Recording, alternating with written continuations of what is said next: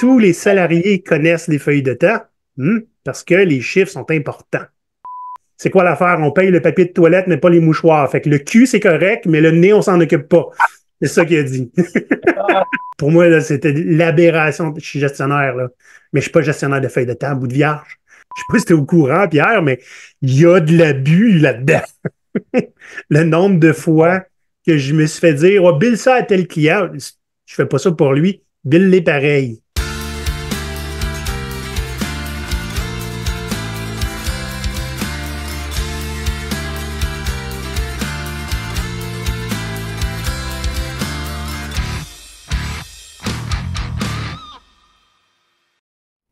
Cet épisode est une présentation de Kanban Québec, le Kanban en français. Hey, salut Pierre. Salut Olivier, ça va? Très bien, merci. As-tu fait ta feuille de temps, Pierre? Ben écoute, faut que je la Pierre, fasse tu comprends pas? un petit. Pierre, il y a juste ça dans ma vie, ta feuille de temps, Pierre. Les pirates, j'espère que c'est. Ben, j'espère que c'est pas quelque chose que vous connaissez trop, là, mais bien honnêtement, le monde qui court après les feuilles de temps.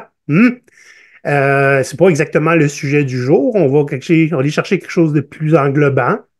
Mais c'est donc important d'avoir des chiffres, Pierre. Ouais, ouais.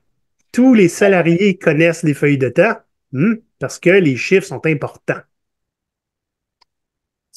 Écoute, ça dépend des organisations, mais je peux te dire que dans ma carrière, dans différents moments, j'ai eu différents types de logiciels pour gérer les feuilles de temps et aussi différents besoins de précision Mhm. selon le contexte. Là, je touche du bois, je suis chanceux présentement. C'est pas trop prenant. J'ai juste une ligne à faire avec mes heures hebdomadaires.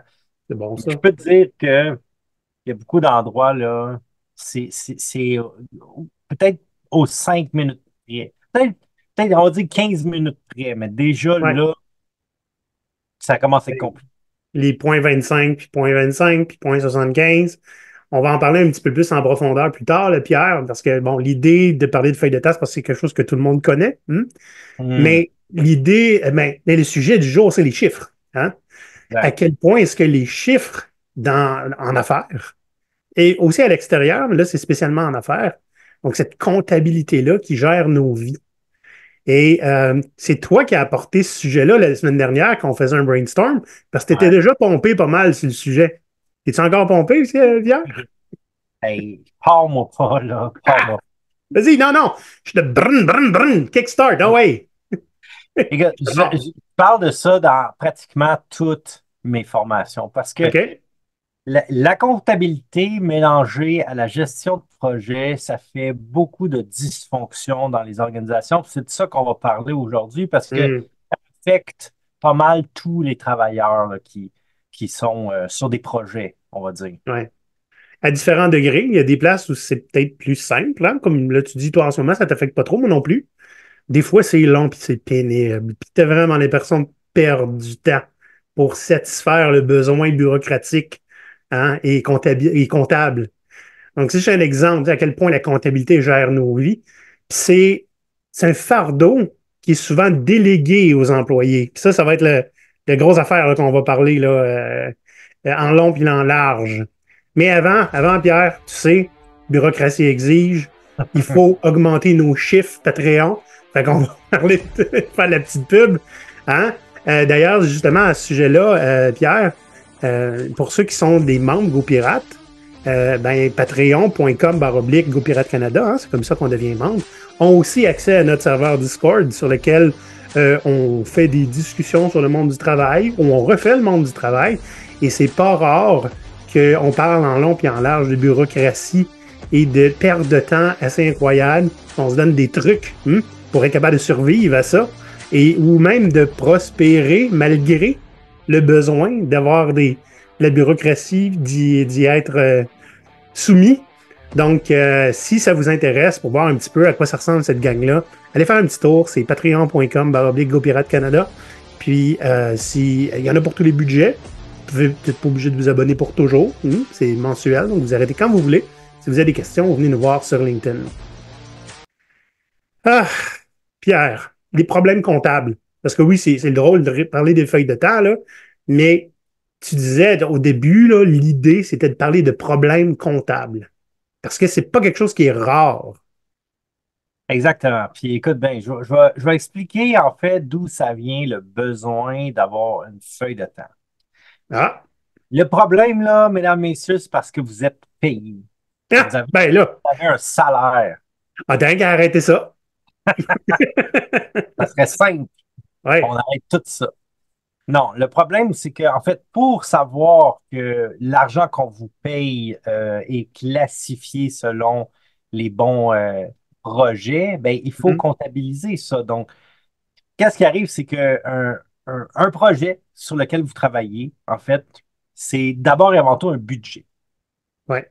Donc, un projet, c'est un budget. Donc, mais là, le budget, il vient d'où? C'est de l'argent qui est investi par l'entreprise. Donc, éventuellement, elle doit être transférée aux gens qui travaillent sur le projet. Donc, comment on fait pour dire, ben, ce montant-là s'en va à vous ou à votre collègue ou au gestionnaire de projet ou Mhm. peu importe? Ben, il faut faire de la gestion de projet, il faut faire des feuilles de temps. Parce que le, en fait, la grande, grande dysfonction, c'est que puisqu'on doit vous payer à 100%, ça c'est la pire connerie, là, payer quelqu'un à 100% tout le temps, parce que votre Qu'est-ce que tu veux temps, dire à 100%? ben, ce que je veux dire, c'est que si vous êtes embauché pour travailler à temps plein, là, 40 heures semaine ou 35 heures Mhm. semaine, ben, Ouais. on est obligé de vous payer 40 heures semaine. C'est la loi? Semaine. On n'a pas le choix. C'est ça l'entente. Ouais. Mais là, ce 40 heures-là, vous le travaillez sur quoi? Ben, Ah. Fait que le problème, imagine. c'est pas qu'il faut payer 100% des gens, parce que c'est ça la loi, hein? Faut les payer pour le salaire qu'ils travaillent. Le problème, c'est qu'on veut savoir sur quoi ils travaillent. Ben, en fait, c'est ça. C'est que Hum, le 40 heures là, que tu travailles, par exemple, toi, Olivier, là, tu travailles hum. 40 heures semaine, là, Ah oui? mais si tu travailles sur plus qu'un projet, là, mais c'est quoi le pourcentage ou c'est quoi le ratio d'heures que tu travailles sur un projet ou sur un autre? Oui, Puis je peux te le dire.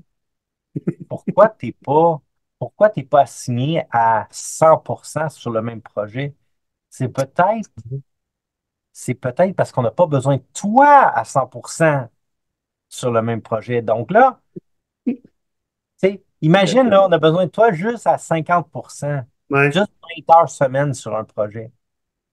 Mais il faut quand même bien qu'on te paye le reste du temps. Il faut qu'on te paye ta semaine au complet. On n'a pas le choix parce que c'est ça l'entente. Tu c'est la travailles à loi. temps plein.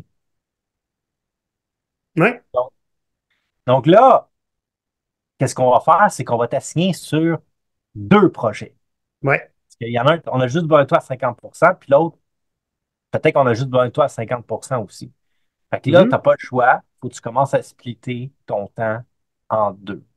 Et c'est pire dans certains cas si, imagine, on n'a pas besoin de toi à 50%, on a besoin de toi à 25% ou à 20% ou à 10%. Mais là, qu'est-ce qu'on va faire? On va être On va obligé me de couper en splitter. petits morceaux. Ben, c'est ça. On va te splitter en plusieurs fractions de, de tartes Ouais, pour chacun mais, des postes. mais des fois, c'est pas comme ça.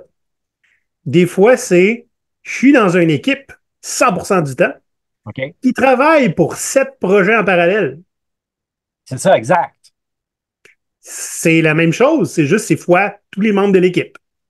Et donc là, quand on commence à diviser par un nombre un peu plus grand, là, comme mettons 7, là, mais tu ne peux Ouais. pas diviser facilement 100% en 7. Fait que là, ça veut dire que ben, on n'a pas le choix, on ne peut pas mettre des pourcentages. Fait qu'on va mettre des heures. On va dire On compte les minutes.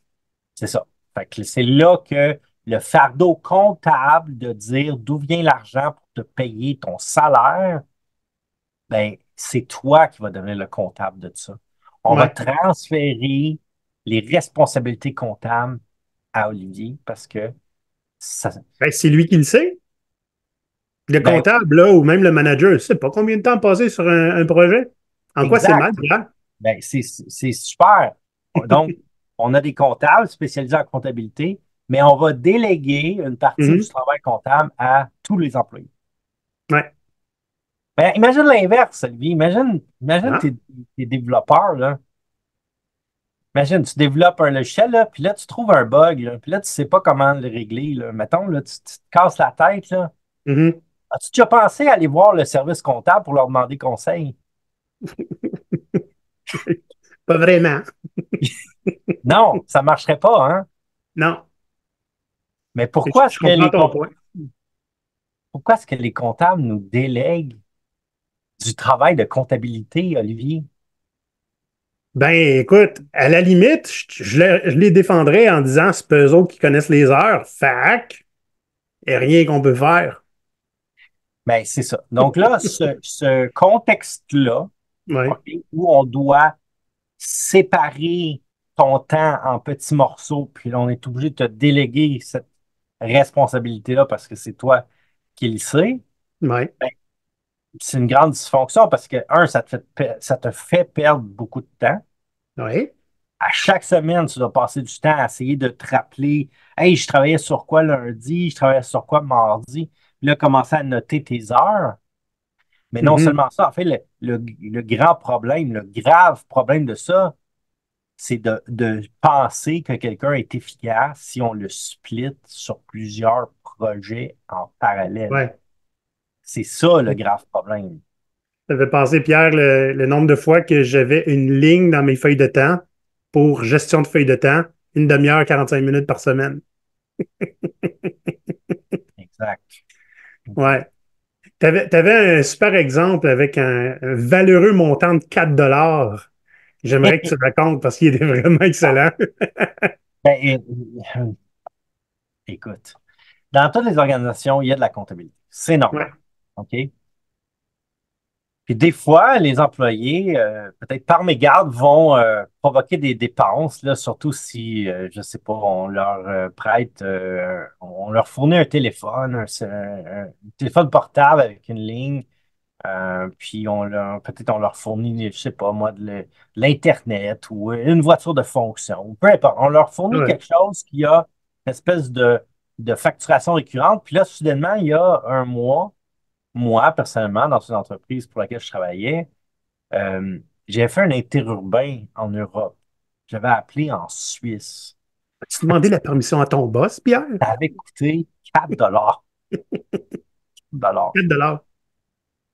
Là, la comptable m'appelle en catastrophe pour me dire il y a un frais supplémentaire de 4 dollars imprévu sur la facture mensuelle.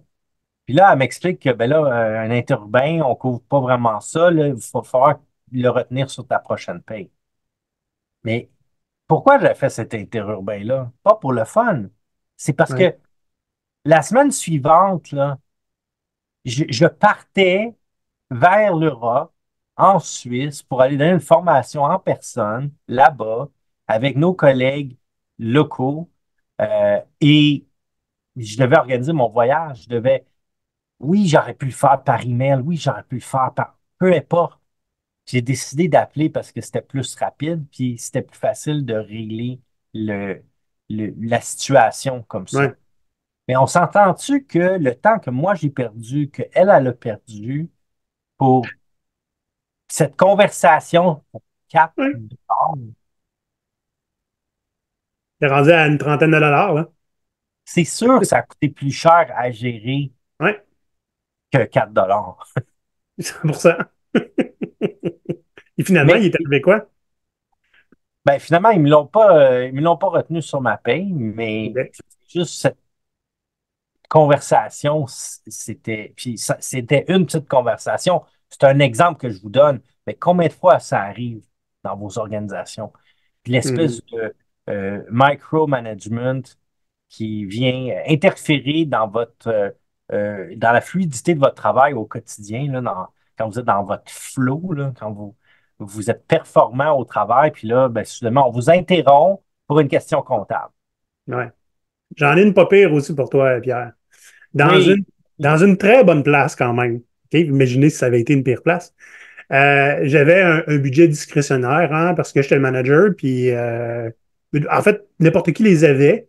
Tu pouvais aller chercher des choses pour la job, te faire rembourser. Fait qu'on pouvait, par exemple, le vendredi, on allait chercher des beignes ou des croissants. On se faisait rembourser. C'était correct. On Mhm. allait l'autre bord de la rue, il y avait un Costco pas loin, ou un bureau en gros, quelque chose comme ça. Puis on allait chercher des grosses quantités de café, là, parce qu'on buvait pas mal de café. On mettait ça sur notre budget. Il y a une année, en allant chercher du café, j'amène aussi des boîtes de mouchoirs, parce que ben, il y a quelqu'un qui me dit hey, il n'y a plus de mouchoirs ici. Donc, j'ai ramené une boîte de mouchoirs. Ça a coûté Ben 15 ans. oui. Et là, par exemple, là, je me fais flaguer. Non, c'est ça, cette affaire-là, je m'en vais voir la comptabilité. Il dit, ben, désolé, mais on ne paye pas pour les mouchoirs. T'es un peu, là. J'ai acheté des conneries, là, OK? J'ai acheté du post-it coloré alors qu'on avait du jaune. Ça, on m'a pas interdit d'acheter ça, mais des mouchoirs, je me fais dire que je suis pas supposé acheter ça. Elle dit, là, honnêtement, je me suis énervé, je suis parti, je suis allé voir mon boss, je dis, gars, règle ça parce que ça se passera pas bien, là. Niaisage, là. Puis, essentiellement, il m'est revenu, il m'a dit, c'est correct, là. Je leur ai dit, c'est quoi l'affaire? On paye le papier de toilette, mais pas les mouchoirs. Fait que le cul, c'est correct, mais le nez, on s'en occupe pas. C'est ça qu'il a dit. Ah, Il a un petit peu mis l'absurdité en évidence. Hein? C'est ça. écoute, tu parlais de café. Je te Ouais, relance une autre ouais, histoire. ouais. C'est dans une grande entreprise. Il y a plusieurs années en arrière. Puis là, il y a des fusions. Puis c'est un conglomérat là, de multinational avec plusieurs entreprises qui sont chapeautées par la maison mère. Et donc là, le grand boss vient visiter une de ses branches. Et là, il se rend compte que, hey, comment ça, ils ont du café gratuit, ces gens d'informatique? Ça n'a Mhm. pas de bon sens. Nulle part ailleurs dans mes filiales, j'ai du café gratuit. Mettez-moi ça à 75 centimes le café. Ah, mon Dieu. Et là, qu'est-ce que tu penses qui est arrivé? Les gens ont commencé à boire du thé pour protester. Non. Écoute, imagine, dans un bureau, du café moyen bon, je vais le qualifier de Ouais, moyen bon, gratuit, ça passe. Mais là, à 75 cents, qu'est-ce qui arrive? Les gens, ils veulent plus payer pour du café médiocre, ah ouais, moyen bon, à 75 centimes. Et moins il y a de gens qui en prennent dans la machine, moins ce café-là est bon dans la machine. Donc, ouais, plus en plus de gens, qu'est-ce qu'on faisait? On descendait, on allait chez notre classique canadien, Tim Hortons. Donc, tout le ouais. monde, deux, trois, peut-être quatre fois par jour, sortait du bureau, 15-20 allait, minutes. ben, on perdait 15-20 minutes chercher un café. Bon, OK. On s'entend qu'on se jasait entre nous, puis peut-être qu'on réglait des situations, on parlait quand même du travail, mais payer le café gratuitement versus forcer les gens pratiquement à perdre leur temps à aller se chercher un café. Écoute, moi, je ne suis pas comptable, là, mais il me semble que le calcul est rapide, là. Eh oui. J'ai déjà eu la même chose aussi dans un environnement de travail temporaire, hein, où tout ce qu'on avait besoin, c'était quelqu'un qui monte plus souvent mettre du café dans la machine, ce qui était gratuit. Mais on n'avait personne qui faisait ça. Fait que tout le monde sortait une demi-heure, 3 fois par jour. C'était pas grave, mais il y en a que ça leur tente pas de sortir, mais il n'y avait pas le choix parce qu'ils voulaient du café. Ben ouais. Donc, la leçon, là, vos gens Ouais, d'informatique, là, ouais. payez Payer leur. le café, ça coûte rien. Et j'aimerais ça qu'on retourne au sujet des feuilles de temps, Oui. Pierre, parce que, tu sais, bon, si on regarde les feuilles de temps en soi, là, on comprend pourquoi ça existe. On n'est pas tout le temps d'accord avec la manière que ça marche. Il y en a qui sont tellement complexes, comme je disais tantôt, que ça te prend 1 heure pour gérer ta feuille de temps à la fin de la semaine. Puis c'est pas des blagues. J'ai Mhm. j'ai Mhm. vraiment eu ça, puis j'ai vraiment déjà mis 1 heure dedans. Ben oui, moi Et à un aussi. moment donné, tu vas avoir la bureaucratie qui s'en mêle. Parce que j'ai pas tout le temps été juste un salarié qui fait ses feuilles de temps. J'ai aussi été un approbateur de feuilles de temps. Ah Pierre. oui. Hein, puis quand j'étais gestionnaire, et à un moment donné, on m'annonce, ça faisait une couple de mois que j'étais arrivé seulement, qu'un nouveau système de feuilles de temps allait être implémenté. Un système qui était fait par une entreprise, une multinationale, mais qui est très active au Québec, là, puis qui comporte 3 lettres, là, puis que quand tu entends ces 3 lettres-là, tu fais comme ah mon Dieu, ils vont te payer ça cher et puis ça ne marchera pas. Je te laisse deviner c'est quoi les 3 lettres. Ça commence par CG puis I à la fin. Euh, puis, n'empêche, je doute pas de leurs intentions, mais c'était un système qui était vraiment pas fait pour de la flexibilité, en fait. Donc, si tout le monde faisait son 40 heures, c'était correct, il n'y avait pas de problème. La minute que quelqu'un dérogeait à 40 heures, il faisait 42 ou 39, puis nous autres, on est très flexibles là-dessus. Hein? Il fait 39 cette semaine, il fera 41 la semaine prochaine. Ben, ça crée une exception. Puis Hmm. Olivier ne peut pas approuver l'exception parce que je n'avais pas ce niveau d'administratif-là. Je devais envoyer ça au RH, leur dire pourquoi il y a une exception. Les RH approuvaient l'exception. Ils me renvoient le formulaire et là, j'approuvais.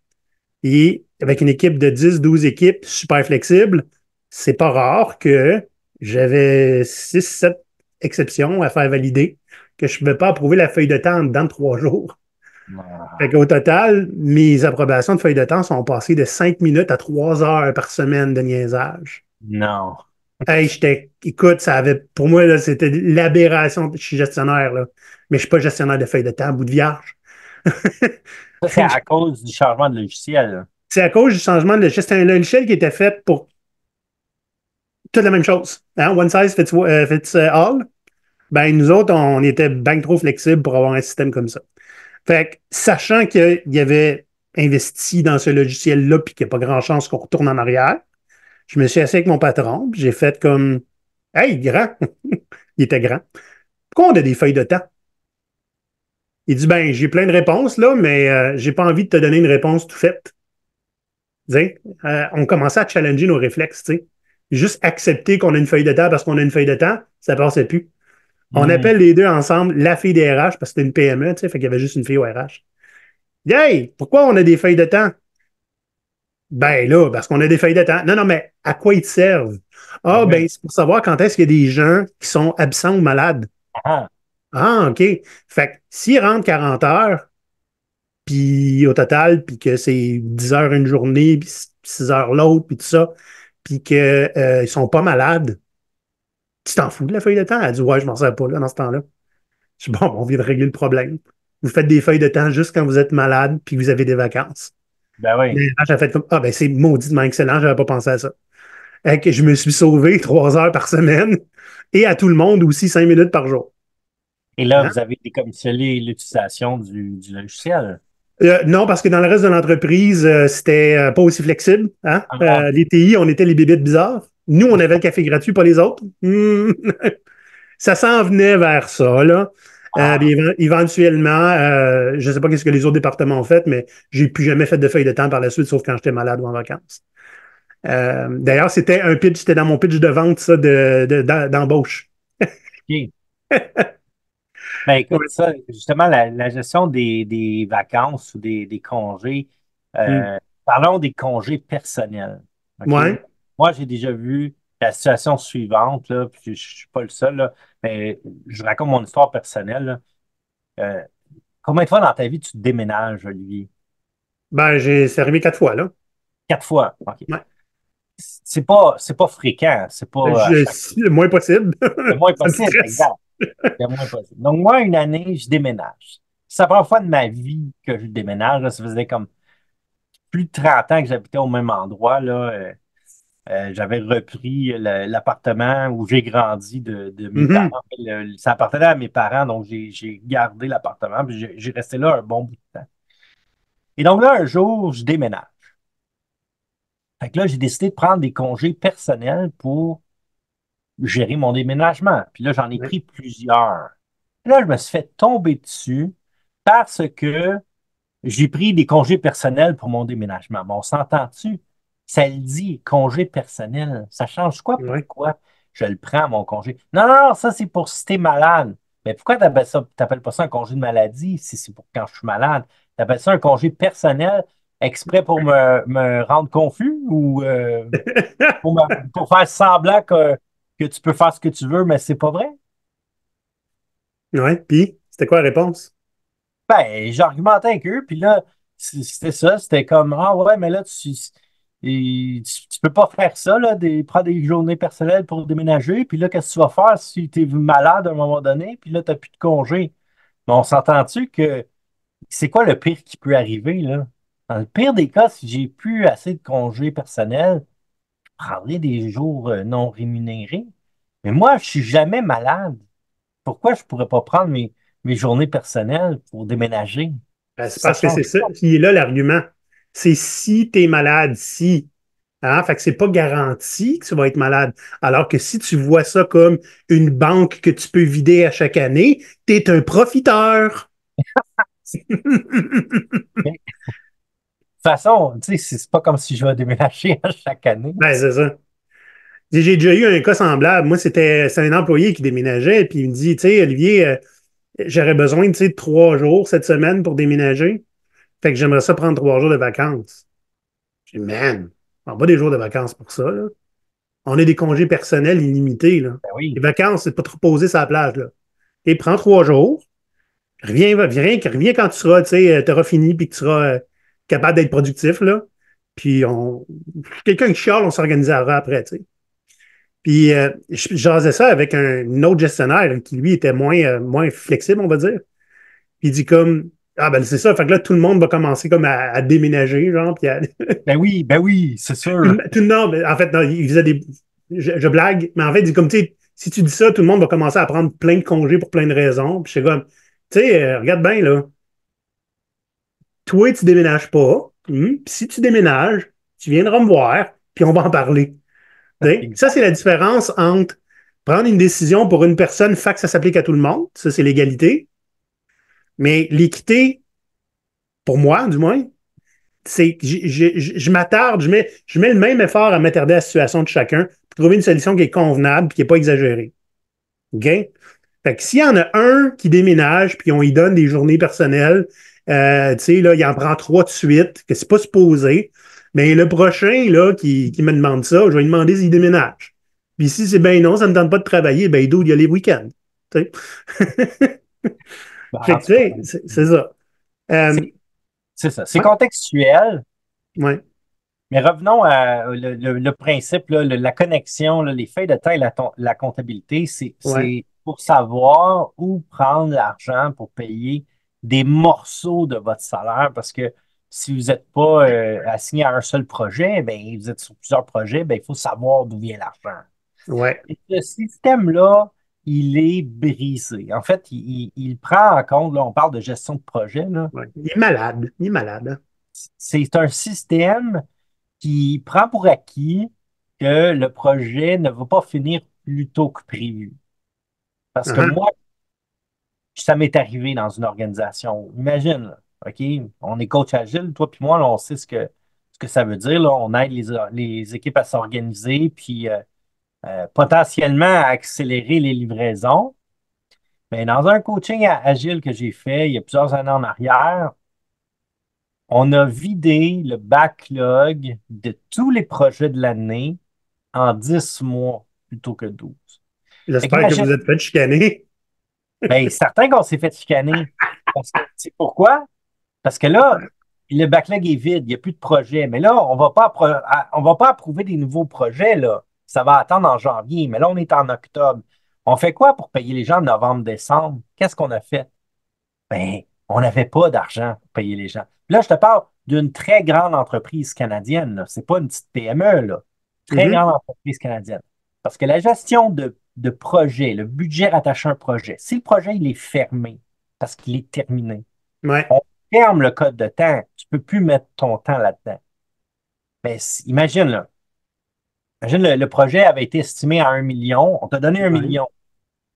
Mais là, tu as dépensé juste 800 000. ouais. Il s'en va où le 200 000 qui reste? Dans les nuages. Il Avec les reste petits dans les oiseaux. poches de l'organisation. Il s'en va. Ouais. Il est plus disponible pour payer les employés. Tant Fait qu'on qu'il n'a n'y a pas pas, d'argent. ben, c'est ça. On n'a pas d'argent dans un budget pour vous payer. C'est ça la vraie affaire. Exact. Donc là, cette entreprise-là, on est obligé de mettre à pied des gens, couper des consultants parce qu'il n'y avait pas de projet disponible. Il fallait attendre en janvier pour approuver des projets et des budgets. Tu me fais manger mon micro, Pierre. Et donc Ah, moi, grâce à cet événement-là, ce que j'ai réalisé, c'est que le principe de gestion de budget conventionnel avec des projets, c'est un système qui est brisé. Parce que c'est un système où on ne pourra jamais finir plus tôt si on n'a pas un processus qui permet de démarrer ou débloquer des nouveaux budgets, des nouveaux projets au même rythme que l'équipe est capable de finir. Donc là, ce qui nous Ouais, manque, hein, là, c'est une fluidité. Une ouais. fluidité dans le démarrage et dans la finalité des projets. Une autre affaire qui est brisée dans ce système-là, là, tu sais, là, l'espèce d'obsession d'être bilable à 80, 85, Ah ouais. 90%, on comprend pourquoi, OK? Parce que si quelqu'un investit du temps, tu veux pouvoir le payer pour ce temps-là, mais qu'idéalement, c'est de l'argent qu'il faut. Tu sais, comme il est supposé de travailler pour son client ou pour son projet. Fait qu'idéalement, c'est le projet qui paierait pour ça. Mais tu sais, je sais pas si je sais pas si t'es au courant, Pierre, mais il y a de l'abus là-dedans. Le nombre de Ouais. fois que je me suis fait dire, oh, bill ça à tel client. Je fais pas ça pour lui. Bill les pareil. Ben oui. Tu voles Parce que, tes clients, toi? C'est le genre de relation que tu as envie de faire avec tes clients? ben exact. Parce que pourquoi? C'est un système que on triche quand ça fait notre affaire. On Ouais. triche. Ah oui. On met en place un processus, mais on ne va pas suivre le processus quand ça fait notre affaire. Donc, Ouais. est-ce que Ben c'est oui. un bon processus selon toi? Ben, c'est un processus avec ben, flexible ou avec exception, là. Tu sais, parce que l'objectif, on s'entend, là.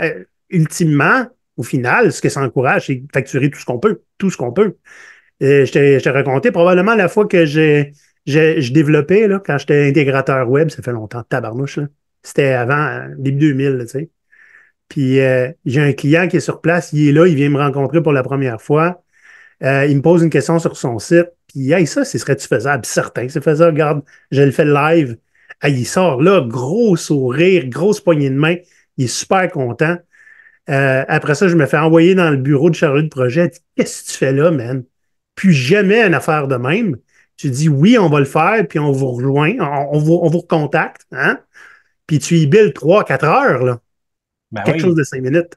ben oui. Là, j'étais comme, je le dis au client. Honnêtement, là, j'ai vraiment, vraiment pensé, qu'est-ce que je le dis-tu au client? Ça aurait été un bris de contrat, on s'entend, puis j'aurais perdu ma job. Ben Mais oui. j'ai jamais été à l'aise avec ça. Ben, Je trouve ça, c'est abusif, c'est malhonnête. c'est Puis, c'est ça, c'est un système malhonnête. Mais en fait, c'est parce que le système, il est mal fait, parce qu'on essaye de facturer au client les heures travaillées. Mais comment on oui, fait pour savoir les heures travaillées qu'il on faut faire? triche tout le temps. On triche tout le temps. On ajoute des Ouais, heures parce qu'on y facture des trucs. exact. On fait des heures. Tu sais, moi, je fais ma feuille de temps à la fin de la semaine. On s'entend que ça ne sera pas exact, là. Et donc, c'est là, c'est parce que les clients, ils veulent savoir, quand ils achètent de quoi, un service ou un logiciel, ils veulent savoir combien ça va coûter. Donc là, Ben qu'est-ce qu'on oui. fait? Ben, on va faire une estimation vite, vite, là, sur le coin d'une table, là. Combien de temps tu penses que ça va prendre? Là, combien de temps tu penses que ça va prendre? C'est une, comme on dit en bon québécois, un guess. C'est une Ouais. devinette. On joue aux devinettes. On essaye de deviner combien de temps ça va prendre. Mais combien de temps ça va prendre, là? Qu'est-ce qui arrive si ça te prend 2, 3, 4 fois plus long que ce que tu as deviné ou essayé de deviner? On va essayer de le facturer à un autre client pour que notre Ben, c'est premier ça, client soit content. parce qu'il y a un manque à gagner. C'est ça. Donc, donc le problème vient de là. Les projets, c'est comme ça que ça fonctionne. OK? On dit, OK, comment on va établir le budget? On va demander à tout le monde d'estimer combien de temps ça va prendre. Mais tu te rends compte la marge d'erreur qui Oui. peut Puis, euh, se non, mais en charge de projet, des fois, on va mettre un buffer en doublant. Mais oui, Fait mais ça que ne veut même pas rendu dire que là, ça va être là, assez. regarde, Maurice aurait dit, il me sort un paquet de tarots, là. Tu vas avoir Mais autant de chances d'être l'employé, exact. Numérologie, puis ligne de la main, puis les feuilles de thé, là. ben c'est ça. C'est de la divination. Ouais, Bon. rien de moins. Fait que il faut changer le modèle. Puis Ah ouais. moi, je me bats pour ça depuis des années avec des modèles de gestion plus scientifiques, avec des statistiques et probabilités. Mais Bon. on en reparlera dans un autre épisode, là, Ouais. mais l'idée, c'est un processus qui est désuet, qui est brisé et qui, au final, oblige tout le monde à faire partie de la comptabilité de l'organisation. Ouais. Que tout le monde J'allais individu, dire de la conspiration. la conspiration comptable. Ouais. Tu sais, il faut que je rappelle tout le temps, aux managers, à mes collègues, qu'une estimation, par définition, c'est pas exact. Autrement, ça serait une certitude. Et si on était capable de donner des certitudes, nous serions tous multimilliardaires. Et Hey Pierre, avant d'arriver dans les 3 trucs, j'aimerais ça qu'on passe la parole à notre amie Mathilde, qui a encore plein de choses à nous dire sur les coops de travail. Donc, à toi, Mathilde. Mathilde, Oui, comment vas-tu? ça va très bien et toi-même? Mais ça va très bien, merci. Ça va très bien, je vais t'expliquer pourquoi. On parle de sujet qui fait battre mon petit cœur. Ah oui, moi aussi, le mien aussi. Bon, je te laisse encore quelques secondes pour te présenter pour ceux qui ne connaissent pas. Oui, donc bonjour à tout le monde qui nous écoute. Mathilde Linossier, je suis coordonnatrice aux communications et à la vie associative du Réseau Coop, qui est la fédération des coopératives gérées par les travailleurs et les travailleuses du Québec. Je te laisse le bonheur d'annoncer le sujet aujourd'hui. Eh bien, on va parler un petit peu de gestion collective dans les coopératives de travail. Comme ça. Ah oui, je vois les petits frissons là. Quand on travaille dans une entreprise privée, on n'est pas vraiment habitué à gérer les choses à moins d'être gestionnaire. Quand on se lance dans une coopérative, tout d'un coup, on doit apprendre à gérer soi-même, son temps, gérer d'autres humains, même si on n'est pas en tant en position d'autorité, mais il faut s'auto-gérer en tant que groupe. C'est quelque chose que tous n'ont pas été habitués à faire. Oui, ça c'est vrai. À quel point est-ce que c'est un problème quand on se lance en coopérative? T'amènes un super bon point. Je pense que quand on se lance en coopérative, il faut avoir fait au préalable tout un travail de déconstruction de comment on a appris à travailler. Mm-hmm. On a appris à travailler dans des relations très hiérarchiques. Je vais caricaturer à fond, mais en gros, quand on est employé, les patrons, c'est des méchants qui veulent nous exploiter, et quand on est patron, les employés, c'est des fainéants qui, dès qu'ils peuvent ne pas travailler, vont ne pas travailler. Donc t'es comme... c'est très caricatural, mais quand t'es dans une coopérative de travail, t'es à la fois employé et gestionnaire, donc tu peux plus avoir cette façon de voir les choses et le travail. On est beaucoup plus dans l'autonomisation, la responsabilisation, l'émancipation des individus dans leur cadre de travail. Et effectivement... la gestion collective, bon, moi j'ai une de mes collègues qui fait ça très très bien et de façon beaucoup plus experte que moi au réseau coop, là, au bureau, c'est vraiment sa spécialité, c'est son métier, mais moi je peux essayer de traduire du mieux que je peux pour nos auditeurs, auditrices. Mais effectivement, la gestion collective, elle va avoir plusieurs dimensions. Et en fait, nous, on a, justement, ma collègue Gabrielle a produit un manuel d'exploration de l'autogestion. Donc là, c'est dans l'autogestion. C'est pas parce qu'on est une coop de travail qu'on est en autogestion, cependant. On peut avoir aussi une direction générale ou différents modèles de gestion, en fait. Mais la gestion collective, on va quand même regarder, déjà, est-ce qu'on partage tout le monde une même vision? Est-ce qu'on partage des valeurs? Est-ce qu'on est enligné sur la mission de la coop? Ça, c'est quand même quelque chose de très important, là. Et puis, gros minimum pour une coop, alors qu'au privé, tu peux... C'est pas souhaitable, tu peux t'en foutre. Tu peux aller juste faire ton travail, faire tes heures et vivre 2 jours la fin de semaine. Dans une coop, là, t'es skin in the game. Partie prenante. Mais quand même, oui. Ouais. C'est mieux de... En fait, si tu partages pas tu sais, à un moment donné, si t'es pas en ligne avec où la coop s'en va, ça va le subir. Ça va plus fonctionner, en fait. Puis probablement que soit tu vas quitter la coop ou en tout cas, ça marchera plus, là. Parce que ça prend quand même des gens qui partagent. Comme la coop, elle est constituée par le groupe et elle est le reflet des gens qui y travaillent. Voilà. Il faut se reconnaître dans ce que la coop fait, là. Donc t'es comme ça, c'est une des premières choses dans la gestion collective. Il y a aussi toute la notion des relations humaines. Comment on bâtit la confiance entre nous, comment on prévient les conflits, parce que c'est inévitable. Puis c'est pas parce qu'on est, tu sais, comme on en discutait de façon informelle, mais c'est pas parce qu'on est dans une coop que c'est des humains qui sont tous extraordinaires et puis tous que tout va toujours bien. Puis on n'est pas chez les Kalinours, là, tu sais. C'est évidemment qu'il va y avoir des conflits, mais est-ce qu'on a mis en place des choses pour d'une part les prévenir, et puis si un conflit émerge, comment on les résout? Comment on prend les décisions dans la coop Il y a plusieurs mécanismes là de consensus, consentement, sollicitation par avis. Il y a plein de façons de décider. Comment on décide ensemble et dans quel contexte aussi on utilise quelle approche? Pour quel type de décision on va, de quelle façon on va décider pour, tu sais, comme est-ce qu'une décision stratégique ou opérationnelle, on va pas forcément avoir la même façon de décider. Et puis, moi, j'aime bien donner cet exemple-là, mais si tu vas au bureau et que il y a plus de papier toilette, il y a pas besoin de réunir toute la coop pour décider que on doit en racheter. Là, tu sais. Mais parce qu'on a un peu ce mythe aussi dans les coop de travail que tout le monde décide de tout. Et donc c'est chaotique, mais c'est un mythe.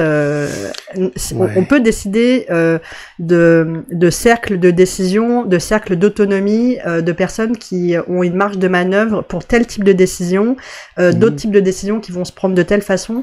On a l'Assemblée générale évidemment où là on va avoir les grandes décisions stratégiques et puis ça c'est un des aspects fondamentaux de la coop, mais chaque membre a son droit de vote, donc là tout le monde s'exprime, mais c'est sur des grandes décisions stratégiques. C'est pas sur la décision d'acheter du papier toilette qu'on va avoir un vote de tout le monde. Là, tu sais, on a aussi tout ce qui est rétroaction, évaluation. Dans une entreprise conventionnelle, t'as ton évaluation annuelle avec ton boss qui te fait ton rapport d'activité. En général, c'est le moment où t'essayes plus ou moins de négocier une augmentation, puis tu te prépares. C'est pas un moment qui est forcément le fun.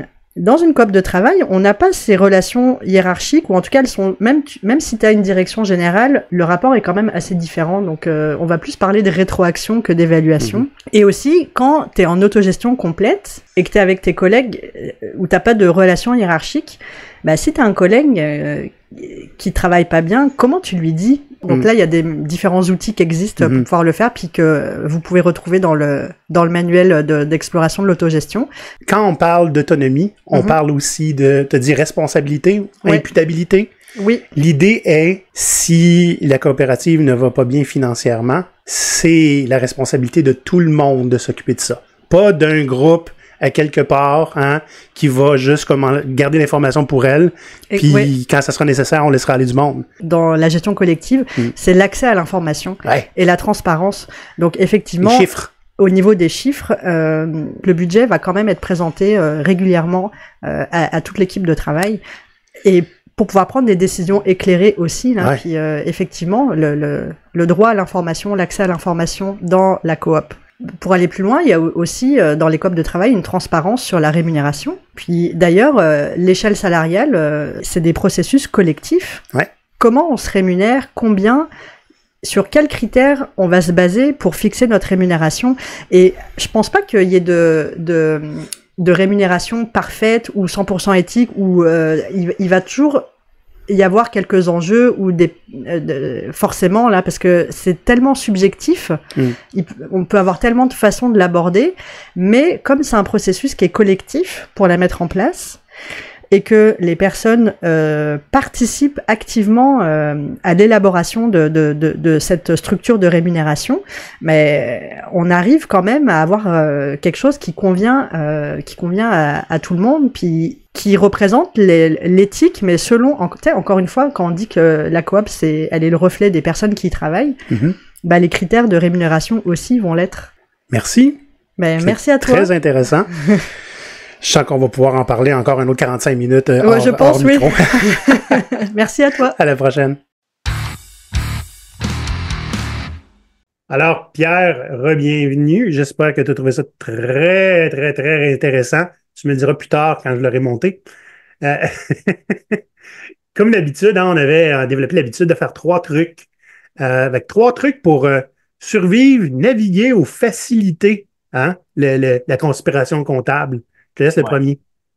Ben, moi, j'ai trouvé une technique. Donc, dans un contexte où les gens sont splittés sur plusieurs projets. Évidemment, dans un monde idéal, les gens travaillent sur un seul projet ou encore mieux, un produit ou un service. Mais si on travaille sur des projets, puis les membres d'équipe sont splittés sur plusieurs projets, ben allez-y avec des ratios. C'est-à-dire que oui, on peut calculer à peu près combien de temps on a mis, mais faites une règle de 3 parce que c'est difficile pour tout le monde de savoir exactement sur le 40 heures, ils ont fait combien de temps, parce que là, les réunions, on calcule ça comment, puis les pauses café, on calcule ça comment, puis il y a eu un événement spécial ou il y a une formation, peu importe.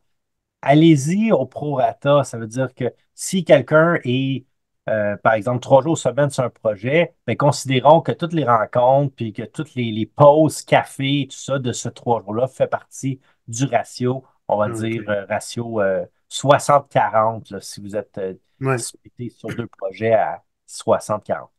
Essayez OK. d'éviter les pourcentages trop faibles. Vous ne pouvez pas mettre quelqu'un à 5% sur un projet, ça fait aucun sens. 5%, c'est 2 heures par semaine. Oubliez Non, ça. non, mais c'est correct. Tu peux dire, au lieu de mettre ton temps aux 15 minutes, je le veux à coût de 5%. Oui, mais ça n'a pas de sens. Je le sais. On ne peut pas splitter quelqu'un plus que 3 projets. À un moment Essayez, donné. essayez d'éviter ça. Il y a des techniques. Si vous avez ce qu'on appelle des services partagés, on en parlera dans un autre épisode, Hmm. des spécialistes, on pourrait, il y a une autre façon de procéder pour ça. Mais Cool. les gens, cœur, membres de l'équipe, splittés sur plusieurs projets, allez avec des ratios, puis transformez ça en heures pour faciliter le calcul. Ça va beaucoup plus vite. Ouais. Le deuxième truc que j'aurais, moi, c'est pour les managers, parce que j'en ai été, hein. Euh, ben, un petit peu inspiré de la fable de la feuille de temps qui prend 5 heures. Demandez-vous à quoi sert l'information, hein? Quand on rentre des heures, là, ils servent à qui puis à quoi? Quand on se rend compte qu'ils ne servent peut-être pas, on peut les enlever, cette information-là. Pas passer du temps à faire ça. Puis remettez en question, hein?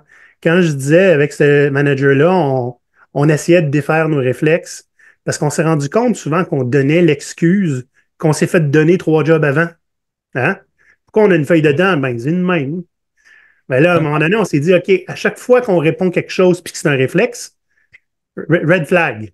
On essaie de trouver pourquoi c'est notre réflexe, cette réponse-là. Puis est-ce que c'est adapté à notre situation actuelle? Et qu'on en a fait des red flags, lui puis moi, mon ami, et on s'est rendu compte que bien des choses, on prenait juste pour acquis parce que ça avait tout le temps été de même. Et c'était rendu pour nous autres c'était un deal breaker. Il fallait Ben qu'on oui. arrête ça et qu'on se repose la question. Très difficile à développer comme réflexe parce que faut que tout le monde ait un peu ce mindset-là. Mais essayez-le, c'est intéressant. Oui, c'est très bien parce que quand les processus deviennent des traditions, il C'est ça. faut toujours se poser des questions à quoi ça sert. Puis le dernier truc, ben, c'est peut-être protéger vos cerveaux, les ingénieurs, les développeurs, les spécialistes. Avec des casques. Laissez-les. On met des casques à vélo sur la tête de nos spécialistes, c'est ça? Laissez-les se concentrer sur ce qu'ils font de mieux. Puis, quitte à avoir un intermédiaire, que ça peut être un gestionnaire de projet ou un directeur, un manager dans l'organisation qui fait le pont entre l'équipe et la comptabilité. Donc, c'est-à-dire qu'il va gérer le principe de séparer, de calculer, on a mis combien d'heures sur chaque projet. Laissez vos cerveaux se concentrer parce que c'est une perte de temps pour eux de faire ce qu'on appelle le context switching, là, la Mhm. permutation des priorités, parce que à chaque fois qu'on fait ça, ben, on perd une partie de notre concentration et donc on perd du temps. Et donc, plus on a de transferts à faire comme ça dans notre journée, ben, moins on est efficace. Ouais. Puis le changement de focus, c'est pas juste la microseconde que ça prend pour regarder un autre écran, là. Ça prend du temps à se remettre dans du focus, là. Bien sûr. Ouais. Bon, hey, merci pour les trucs, Pierre. Les pirates, j'espère que ça va, à défaut de vous avoir aidé, ça aura été un peu, comment on dit ça, donc, cathartique, hein? Parce qu'on en souffre des feuilles de temps et de la comptabilité. Et ben moi, je fais pas trop de comptabilité, Pierre, j'ai une comptable, mais je vais de temps en temps regarder le nombre de likes qu'on a. Donc, n'hésitez pas à aller faire un like sur la vidéo, puis vous abonner à la chaîne. Et Pierre, là, je vais faire stop là, sur le podcast, puis après ça, je vais aller te dire combien de temps ça a pris, puis ça a besoin d'être ce chiffre-là qui est dans ta feuille de temps. C'est clair? Il n'y a pas de feuille de temps chez GoPirate. Merci Pierre, on se voit la prochaine fois. Bye les pirates. À bientôt les pirates!